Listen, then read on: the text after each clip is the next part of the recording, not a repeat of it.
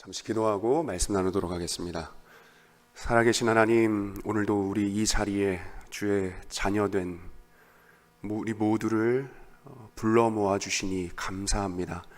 하나님, 분주한 우리의 일상, 우리의 소리를 잠시 멈추고 우리 하나님의 소리, 하나님의 음성에 귀 기울이는 시간이 되게 하여 주옵소서. 그 세미한 음성, 하나님의 음성 가운데 새로운 힘과 능력과 용기 얻어 돌아갈 수 있는 이 밤 되기를 간절히 바라오며 예수님의 이름으로 기도합니다. 아멘. 지난달에 번역된 책 한 권을 소개하면서 말씀을 시작하고 싶습니다. 영혼의 밤을 지날 때라는 책, 다이애나 그루버라는 작가가 쓴 책인데요. 부제를 보면 이렇게 되어 있습니다. 우울증을 안고 살아간 믿음의 사람들이라고 되어 있는데 보이시나요?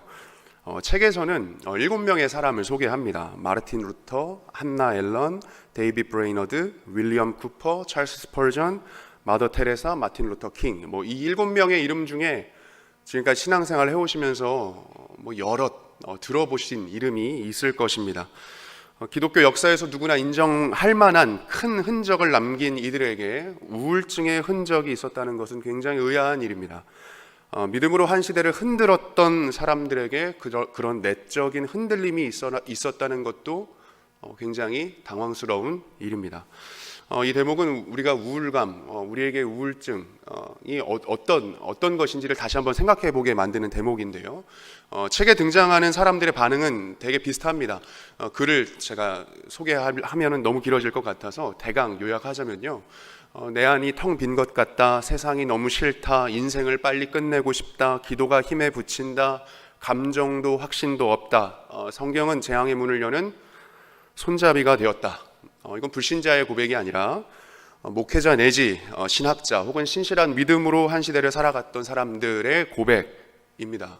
그런 사람들의 고백이라고 믿기 어려운 내용이기도 하죠.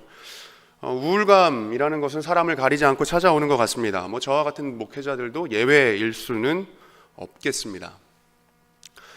이런 믿음의 사람들이 겪은 이 뜻밖의 우울감들, 제가 이 이야기로 오늘 말씀을 시작하는 이유는 오늘 본문에 등장하는 사람 중에 이런 비슷한 느낌을 주는 사람이 있기 때문입니다. 누굴까요? 엘리야입니다. 하나님의 사람이라고 불렸던 엘리야가 오늘 읽었던 말씀처럼 죽고 싶다, 다 그만두고 싶다, 도망가고 사역을 포기하고 무력하고 이런 의욕을 상실해가는 모습들을 보여준다는 말이죠. 제가 이제 본론을 들어가기에 앞서서 몇 가지 전제를 좀 두고 싶은데요. 오늘 설교는 우울증 이야기로 시작을 했지만 그 내용은 우울증 처방에 관한 이야기는 아닐 것입니다.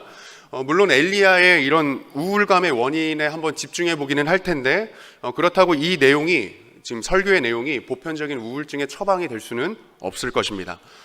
제가 이 본문을 묵상하기를 시작하고 또 수요 설교 본문으로 정한 그 토요일이겠죠. 토요일에 보통 이렇게 정해서 넘겨드리거든요. 그 후에 공교롭게도 우울감을 겪는 분들의 이야기를 이렇게 직간접적으로 몇몇 이야기를 듣고 나서는 혹시나 이 말씀을 통해 이런 비전문적인 내용들이 행여 오해를 사지는 않을까 하는 우려가 있었기 때문입니다. 이 자리에도 어떤 우울감으로 고생하는 분들이 있으실 수 있습니다. 우울증이라는 것은 원인도 그 증상도 다양합니다.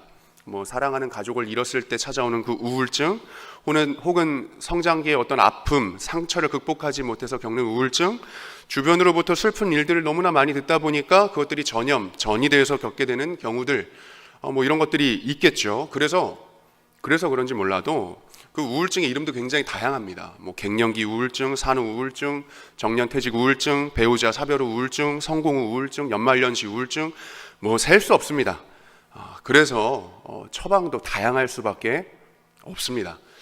다만 오늘의 말씀은 제 자신에게 적용되었던 내용들, 그리고 사람들에게 우울감을 일으키는 원인들의 극히 일부분, 그리고 신앙 여정에서 보편적으로 경험할 수 있는 어떤 오해들을 다루게 될 것입니다.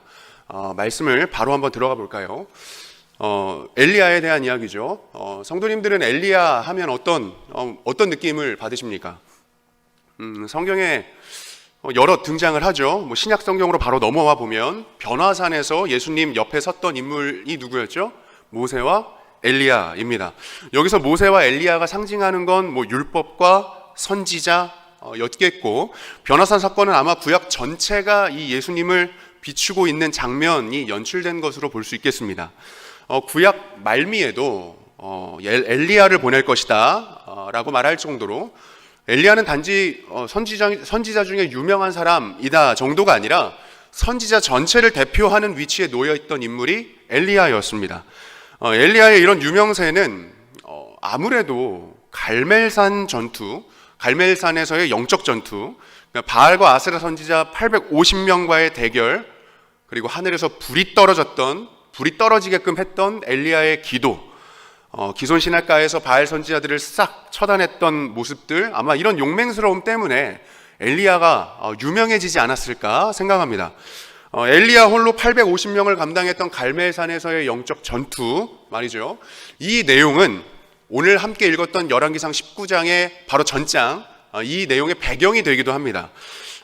엘리야 홀로 바알과 아세라 선지자 850명을 처단했다. 이 정도의 사건이면 이스라엘 당시 아합 왕이 다스리고 있었던 굉장히 악한 왕이죠. 아합 왕 하면 그 난세에 이스라엘 전체에 이 사건 때문에 이스라엘 전체가 발칵 뒤집힐 만한 일이었을 수 있습니다. 엘리야는 이 사건 때문에, 이 전투에서의 승리 때문에 그의 입지가 예전보다 확고해졌을 것입니다. 신앙의 문제를 두고 왕실과의 다툼에서도 엘리야가 어떤 주도권을 잡았을 수 있겠고요. 그래서 사람들 모두가 엘리야의 입을 주목하고 있었을지 모를 그 상황인 거죠. 그런데 바로 다음 날, 그 엄청난 역사적인 사건이 있었던 그 바로 다음 날 엘리야에게 이런 소리가 들려옵니다. 19장 1절 말씀인데요. 저희 한번 같이 읽어보겠습니다. 엘리야가 행한 모든 일과 그가 어떻게 모든 선지자를 칼로 죽였는지를 이세벨에게 말하니, 이세벨이 사신을 엘리야에게 보내어 이르되 내가 내일 이맘때에는 반드시 내 생명을 저 사람들 중 한 사람의 생명과 같게 하리라. 그렇지 아니하면 신들이 내게 벌 위에 벌을 내림이 마땅하니라 한지라. 아합의 아내 이세벨이 하는 이야기입니다. 아합의 아내 이세벨, 이방인이죠. 이세벨이 엘리야에게 사신을 보냈습니다. 그리고 나서 뭐라고 얘기합니까? 내가 너를 죽일 거야. 내가 너 진짜 죽인다. 그냥 죽인다 이렇게 협박하는 정도가 아니라 내가 내 모든 걸 걸고 너 죽일 거야. 내가 내 생명을 걸고 너 죽인다. 이렇게 얘기하는 거죠. 거기에다가 시간까지 특정해서 아주 구체적으로 협박합니다. 내일 이맘때. 그랬더니 엘리야가 어떻게 하나요? 이전처럼 당당하고 용맹스럽게 대응합니까? 그렇지 않습니다. 이세벨이 죽이겠다라고 하는 그 말을 듣는 즉시 거의 곧장 도망가 버립니다. 3절 말씀을 제가 한번 읽어보면요. 그가 이 형편을 보고 일어나 자기의 생명을 위해 도망하여 유다에 속한 브엘세바에 이르러 자기의 사환을 그곳에 머물게 하고, 자, 그가 이 형편을 보고라고 하죠. 지금까지의 이런 흐름, 이런 왕국과의 이런 신앙을 두고서의 어떤 다툼, 이런 흐름, 판세를 보고 나서 어느 정도 자기의 판단이 있었던 것 같습니다.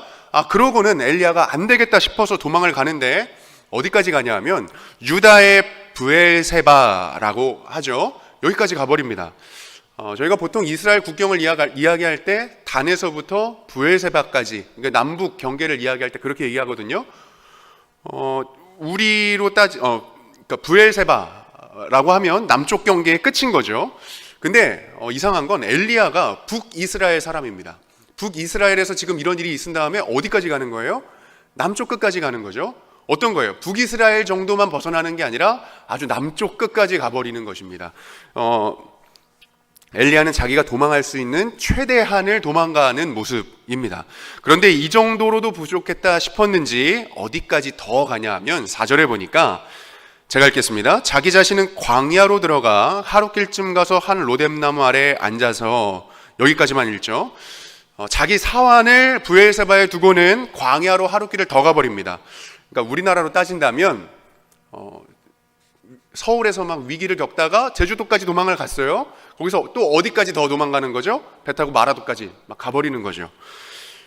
엘리야가 이렇게 광야로 도망갔다는 건 지금 자기가 여태껏 해왔던 사역을 완전히 포기해버리겠다는 의사로 볼 수 있습니다.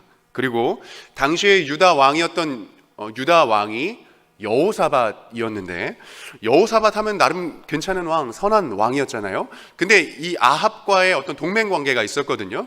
그래서 행여나 이 동맹 관계 때문에 자기에게 어떤 위기가 찾아올까 싶어서 완전히 나에게 안전을 확보할 수 있는 그 장소로 도망가 버리게 되는 것입니다. 어쨌든 엘리야는 지금 광야로까지 도망가서 그 광야에 꽁꽁 숨어서 뭐라고 말합니까? 여호와여 넉넉하오니 지금 내 생명을 거두시옵소서.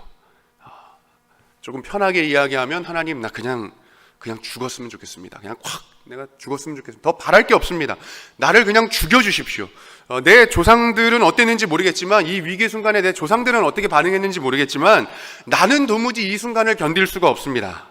더 이상 사역 못하겠습니다. 지금까지 내가 일해왔던 의미를 어디에서도 찾을 수가 없습니다 라고 말하는 것입니다. 이상합니다. 왜 이상하냐면, 왜 엘리야가 왜 이토록 급변했던 걸까요?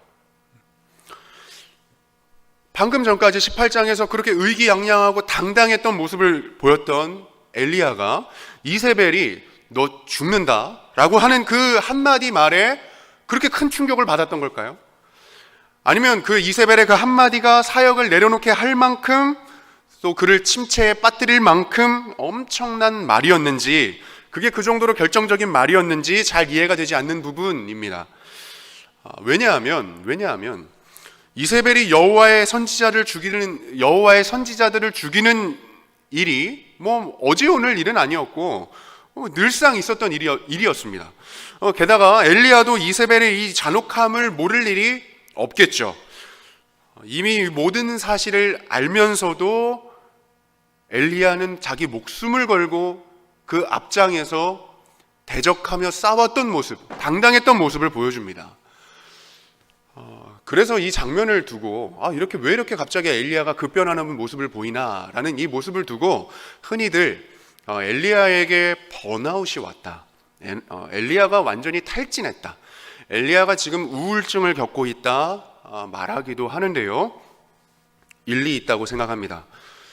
왜냐하면 그 앞전에도 보면 3년이 넘는 시간을 거의 쉴 새 없이 지나왔거든요. 그 시간 동안 온몸으로 그 저항을 견뎌내면서 홀로 그 수많은 사람들을 상대해왔던 그 정황들을 고려했을 때 엘리야에게 어떤 신체적인 변화, 심리적인 변화, 호르몬의 변화가 왔을 것이라고 충분히 납득할 수 있습니다.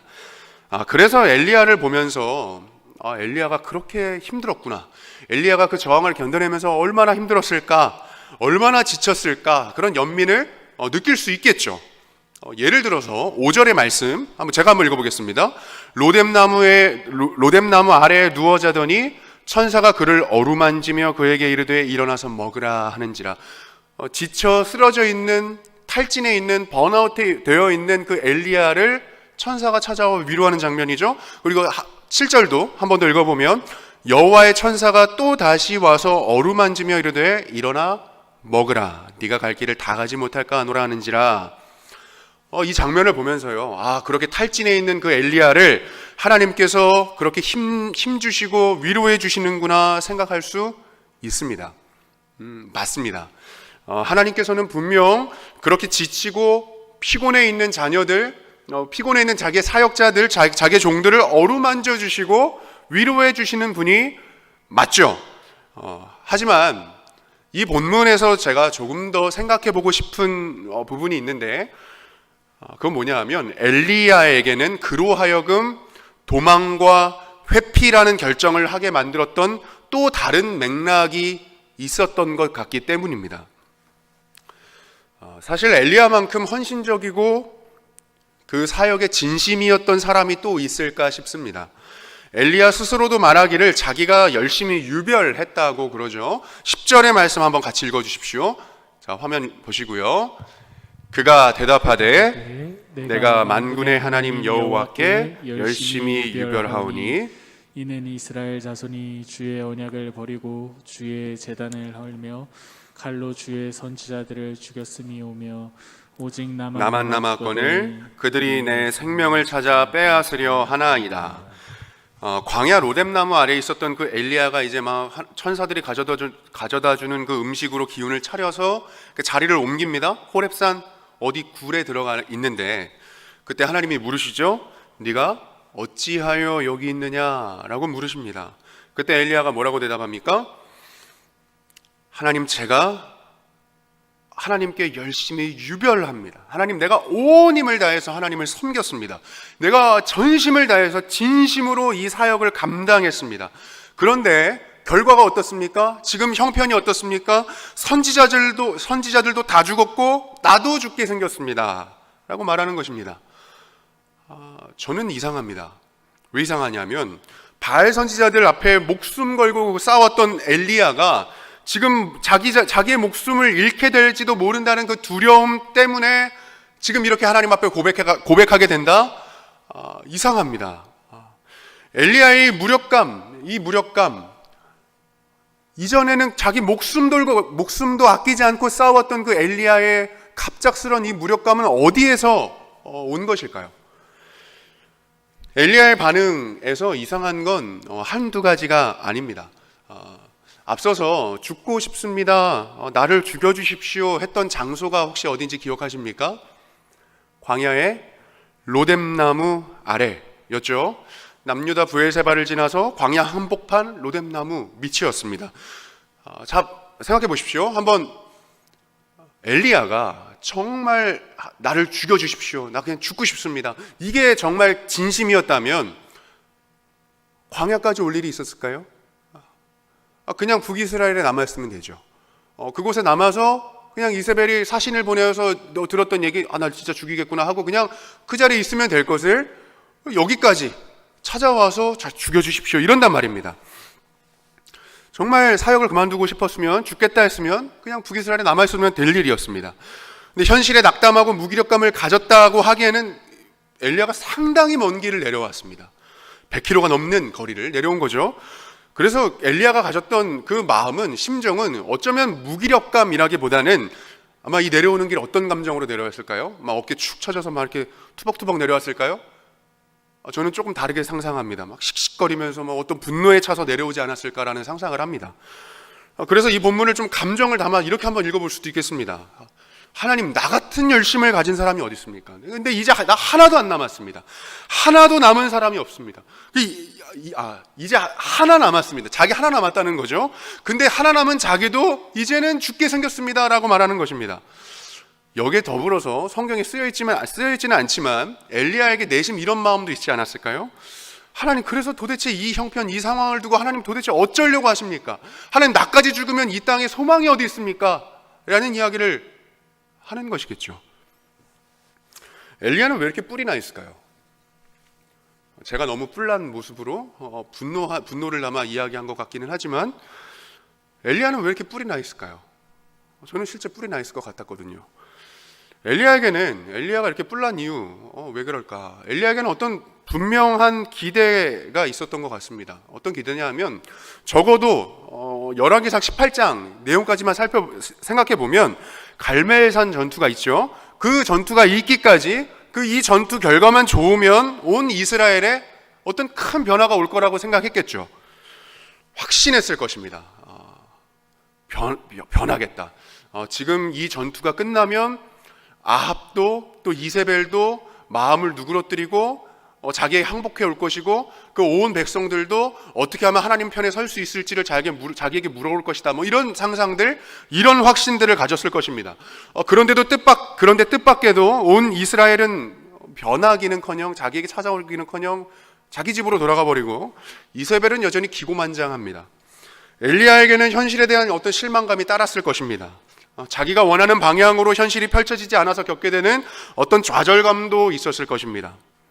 이 암울한 시대, 아합이 다스리고 바알과 아세라 선지자가 득세하는 이 암울한 시대가 끝나지 않을 것이라는 부정적인 전망과 체념이 그로 하여금 도망과 회피의 길을 선택하게 했는지 모르겠습니다. 엘리야가 오랜 사역 때문에 지쳤다, 번아웃됐다, 우울해졌다, 맞는 얘기죠.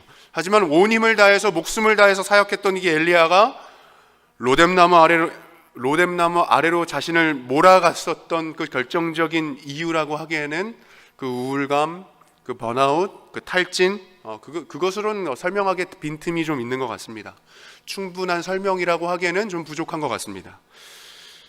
나 그냥 죽겠습니다. 나 말고 또 누가 있겠습니까? 라고 말하는 그 엘리야의 이 말, 이렇게 말했던 건 갈멜산 전투를 통해서 자신이 확신했던 그 미래가 순간 거절당하는 그 사실, 그로 말미암은 하나님에 대한 어떤 섭섭함과 하나님에 대한 어떤 분노가 있었을 것이라고 여겨지는 것입니다.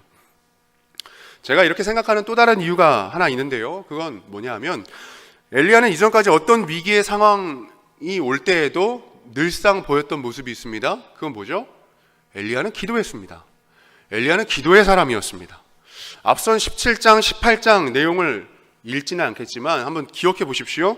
그리 시냇가에 숨어 있을 때에도 하나님의 말씀을 따라서 행한 것이었고, 사르밧 과부와의 어떤 에피소드도 하나님의 말씀을 따라 행한 것이며, 그 안에서도 엘리야는 기도하는 모습을 보여줬습니다. 갈멜산 전투? 이건 말할 것도 없죠. 18장 36절 말씀 한번 제가 읽어보겠습니다. 갈멜산 전투에서 이렇게 말하는 거죠. 기도하는 거죠.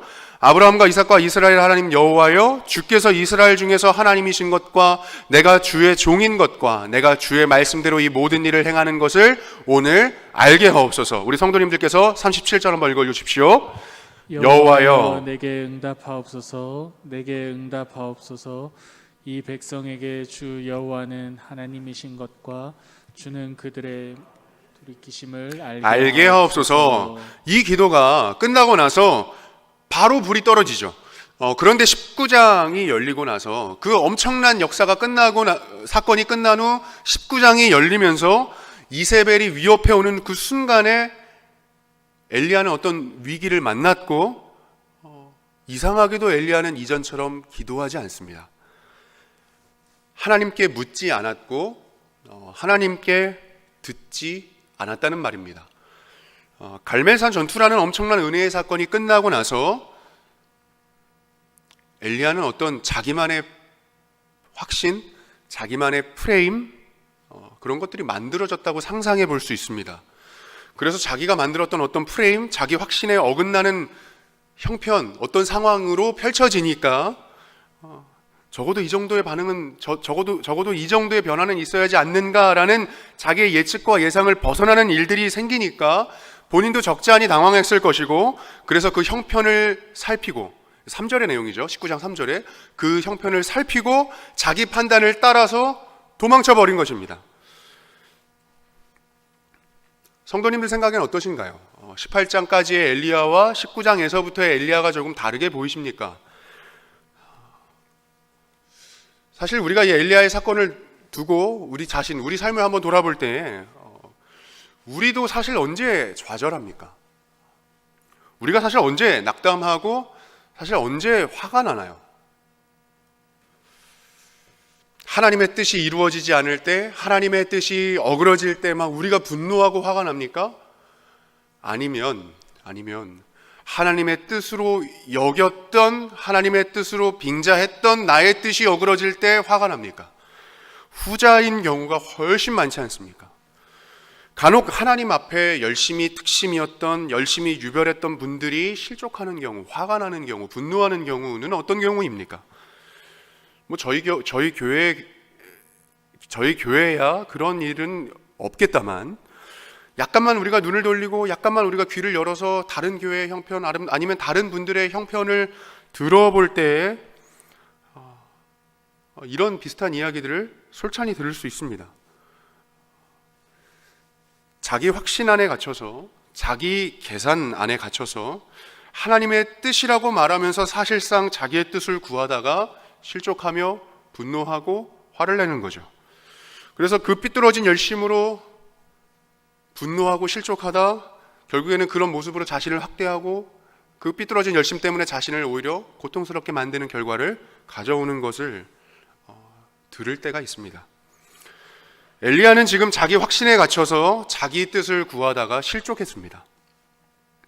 그래서 하나님께서는 호렙산 어떤 굴에 푹 박혀 있었던 그 엘리야, 자기 자신의 세계에 푹 박혀 있었던 그 엘리야를 일단은 꺼내 놓으시며 이렇게 말씀을 하시는데요. 11절, 12절 말씀입니다. 11절, 12절 말씀 읽지는 않겠습니다. 하나님께서 그 호렙산 굴에 박혀 있었던 그 엘리야를 꺼내 놓으시면서 이런 말씀, 이런 것들을 보여주시는데 크게 세 가지를 나눠볼 수 있습니다. 제가 표시는 해놨습니다. 크게 세 가지를 보여주시는데 바람과 지진과 불을 보여주시죠. 그 자기 세계에 푹 박혀 있었던, 자기 굴에 푹 들어가 있었던 그 엘리야를 꺼내 놓으시면서 바람과 지진과 불을 이렇게 쓱 보여주십니다. 근데 그 바람과 지진과 불이라는 게 그냥 뭐 평범한 것들이 아니라 바람이 얼마나 강력한지 산을 갈라버리는 바람이며 뭐 지진이 막 땅을 막 진동시키고 땅을 막 요란하게 흔들어버리는 그 지진입니다. 그 불은 어떤 불이겠습니까? 뭐 방금 전 18장에서 그 제사, 영적 전투에 하늘에서 내렸던 그 불을 내렸을 것입니다. 여기 나오는 그 바람과 지진과 불이라고 하는 것은 구약 성경에서 대개 하나님의 현현, 하나님의 임재를 상징하는 아주 강력한 이벤트를 보여주는 것들입니다. 그런데 하나님께서는 그 가운데 바람과 지진과 불 가운데 어떠하셨다고 합니까? 거기에 계시지 않았다고 합니다. 어쩌면 엘리야가 기대했을 것들, 어쩌면 엘리야가 가장 기대했을 것들, 바람과 지진과 불이라고 하는 어떤 강력한 이벤트, 세상을 요란스럽게 만드는 이 일들을 통해서 세상을 완전히 바꿔버릴 것이라고 기대했던 어떤 엘리야의 기대가 담겨 있는 것들이겠습니다. 이 바람과 불과 지진 가운데에는, 엘리야의 기대 가운데에는, 엘리야의 확신과 예측과 예상 가운데는 하나님이 어떠했다고 합니까? 계시지 않았다라고 이야기합니다. 하지만 그 가운데 없었던 그 하나님이 어디에 나타나시냐 하면 12절 마지막에 보니까요, 불 후에 세미한 소리가 있는지라 라고 하죠. 우리 13절 말씀, 이어지는 13절의 말씀을 한번 같이 읽어보도록 하죠. 같이 읽겠습니다. 엘리야가 듣고 겉옷으로 얼굴을 가리고 나아가 굴 어귀에 섬에 소리가 그에게 임하여 이르시되 엘리야야 네가 어찌하여 여기 있느냐. 제가 PPT를 누락시킨 것 같습니다. 13절 성경으로도 한번 확인해 보십시오. 엘리야가 겉옷으로 얼굴을 가렸답니다. 세미한 소리가 들려오자 어떻게 했다고요? 엘리야가 얼굴을 가렸다고요. 이건 어떤 의미일까요?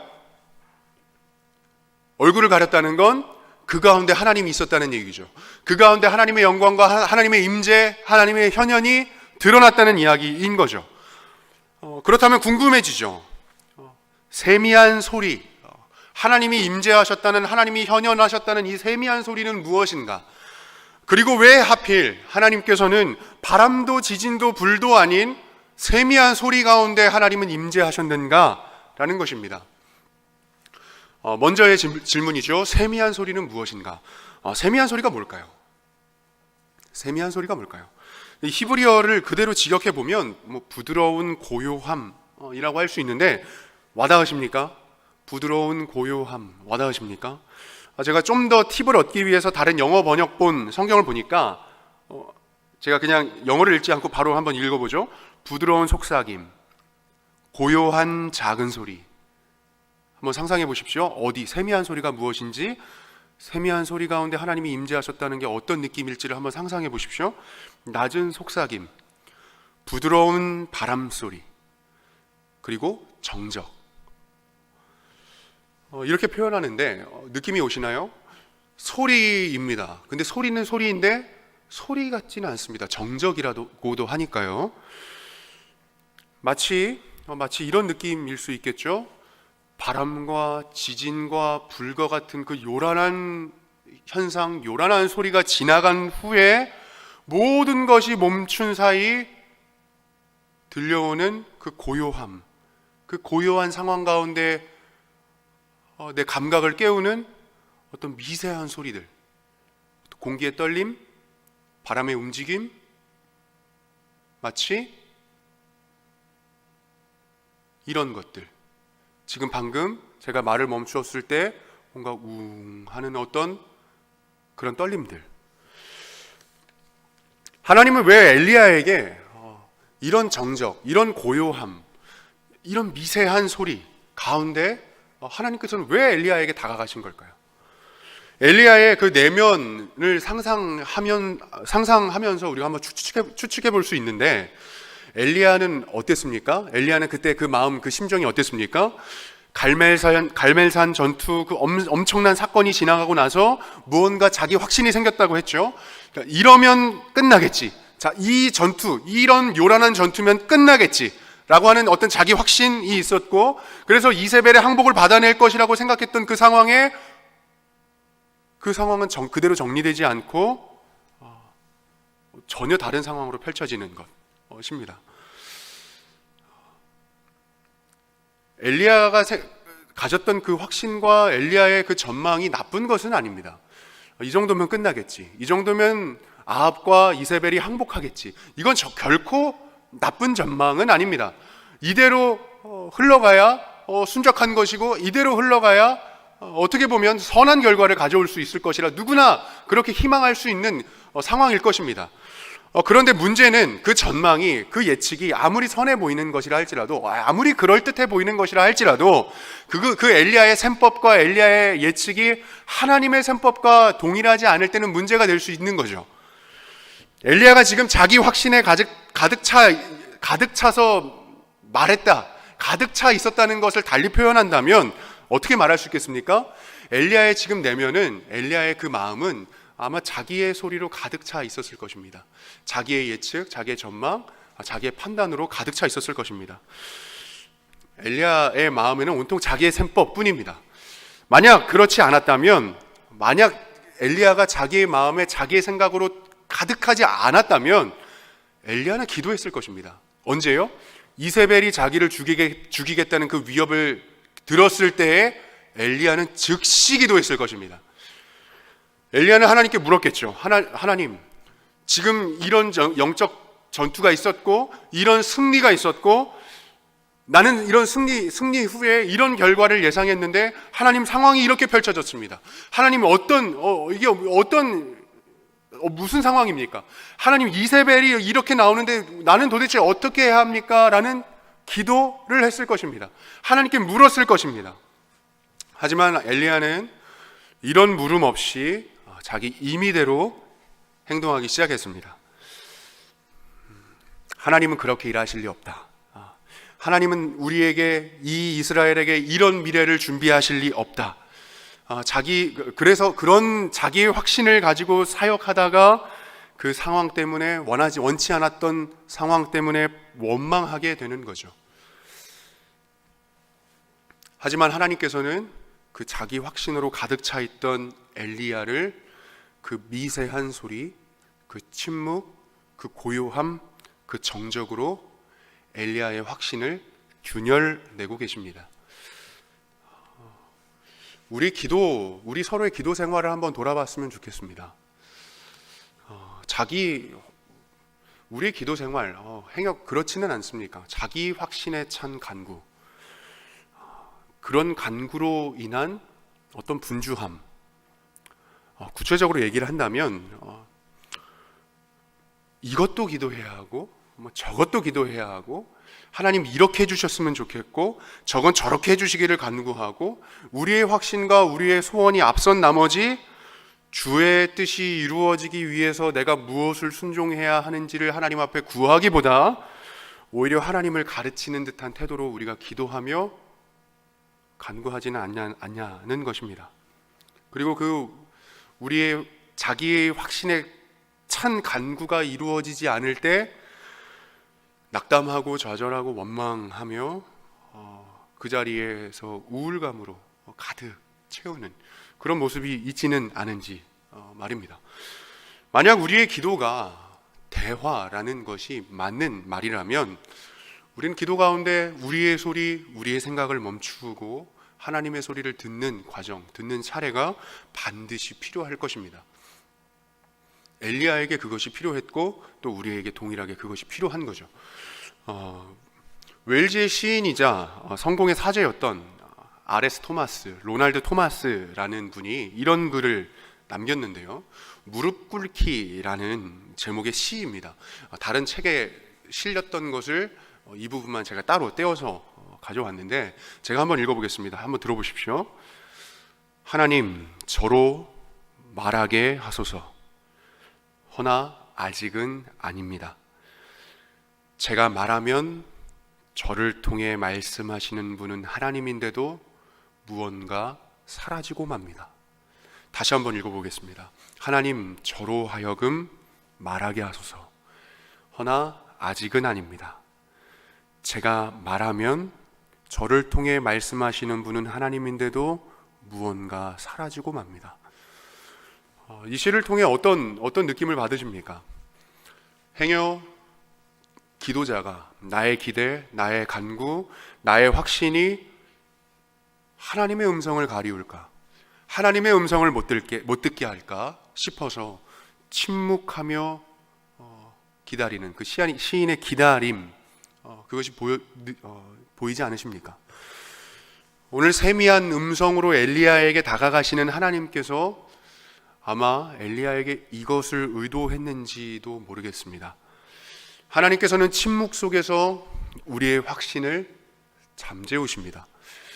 부재가 느껴지는 어떤 순간에 오히려 하나님의 임재를 경험하게 하십니다. 바라기는 우리의 확신이 끝난 그 자리, 우리 예측과 우리의 판단이 끝난 그 자리에서 하나님의 세미한 소리를 듣게 되기를 축원합니다. 우리의 열심이 끝난 그 자리에서 하나님의 열심을 만나게 되기를 축원합니다. 마지막 15절 이하의 대목인데요. 하나님의 세미한 소리로 엘리야의 자기 확신에 찬 모습들의 균열을 내시는 그 하나님, 우리가 살폈습니다. 어떻게 균열을 내셨는지, 그 틈으로 하나님께서 내미신 하나님의 셈법은 무엇인지가 뒷부분에 적혀 있습니다. 긴 내용이라서 다 읽지는 않겠습니다. 대강 제가 표시해 놓은 부분만 한번 눈으로 따라오시면 이런 거죠. 하사엘을 왕으로 삼고 예후를 왕으로 삼고 엘리사를 선지자로 삼는 것, 그리고 바알에게 무릎 꿇지 않는 남은 자 7,000명과 함께하게 하는 것. 지금 이 모든 것들은 엘리야의 자기 확신에 찬 그 모습을 균열내시고 그 틈 사이로 내미신 이 하나님의 셈법인 거죠.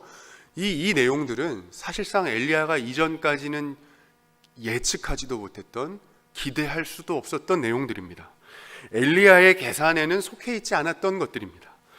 하나님께서는 엘리야가 원했던 그 바람과 지진과 불과 같은 그 강력한 역사, 자기가 지금까지 경험해왔던 그 엄청난 그 기적의 역사들, 갈멜산 전투처럼 세상을 요란하게 만드는 일, 그것으로 이 세상이 완전히 바뀔 것이라고 예상했지만, 하지만 하나님께서 내미신 그 셈법은 오히려 완전히 반대인 거죠. 조용하고 어쩌면 은밀하며 이런 정치적인 과정을 통해서 하나님이 남아있는 이 모든 일들을 풀어갈 것이라고 하는 하나님의 셈법을 이렇게 내미시는 것입니다. 엘리야가 지금껏 내다보지 못했던, 엘리야가 예측하지 못했던 그 셈법을 하나님께서 이렇게 내미시는 것입니다. 지금까지의 말씀을 한번 정리해 볼까요? 오늘 엘리야의 이야기를 통해서 엘리야가, 기도의 사람 엘리야, 하나님의 사람 엘리야가 왜 기도를 갑자기 멈추게 되었는지, 왜 갑자기 그가 우울감에 빠지게 되었는지에 대한 내용을 돌아보았습니다. 사실 우리가 언제 좌절하고 우리의 마음이 언제 무너집니까? 나의 전망, 나의 예측, 나의 기대, 나의 확신이 꺾일 때, 그렇지 않으십니까? 엘리야는 왜 오늘 이 결정적인 순간, 결정적인 이 위기의 상황 가운데 기도하지 않았습니까? 그 위기가 이렇게 큰데도, 자기의 생명을 위협하는 순간인데도 왜 기도하지 않습니까? 자기 확신이 너무나 컸기 때문입니다. 자기 확신이 너무나 분명했기 때문입니다. 그 안에 자기의 생각과 자기 예측, 자기의 판단으로 완전히 가득 차 있었기 때문입니다. 엘리야를 야고보서에서 이야기하기를 우리와 성정이 같은 사람이라고 이야기하죠. 우리도 그렇지 않습니까? 우리 삶이 언제 무너지고 우리가 언제 좌절하며 우리가 언제 우울감에 휩싸입니까? 우리도 늘 우리의 전망, 우리의 확신, 그것이 우리의 뜻대로 이루어지지 않을 때 그런 경우가 있습니다. 엘리야는 자기 전망과 자기 확신에 갇혀서 하나님을 자기 확신대로 자기의 프레임대로 해석하며 하나님을 자기 임의대로 도망가는 모습, 자기 임의대로 그 사역을 버리고 도망가는, 회피하는 모습을 보여줬습니다. 우리의 모습도 그런 경우가 늘상 있죠. 우리의 전망, 우리의 확신 안에 갇혀서 살 때가 있단 말입니다. 엘리야처럼 굴 속으로 들어가 버리고 엘리야처럼 광야로 도망가 버리고 자기의 세계에 갇혀버리는 모습, 우리에게도 심심치 않게 찾아볼 수 있습니다. 그러고는 우리의 예측, 우리의 기대가 좌절되면 그때 낙담하고 분노하고 하나님께 섭섭함과 분노를 토로하고, 사실 하나님의 뜻이 좌절된 것도 아닌데 마치 내 뜻이 어그러진 것이 하나님의 뜻이 어그러진 것인 양 분노하고 섭섭할 때가 있는 거죠. 이것이 우리의 늘상 평생의 신앙의 싸움이지 않습니까?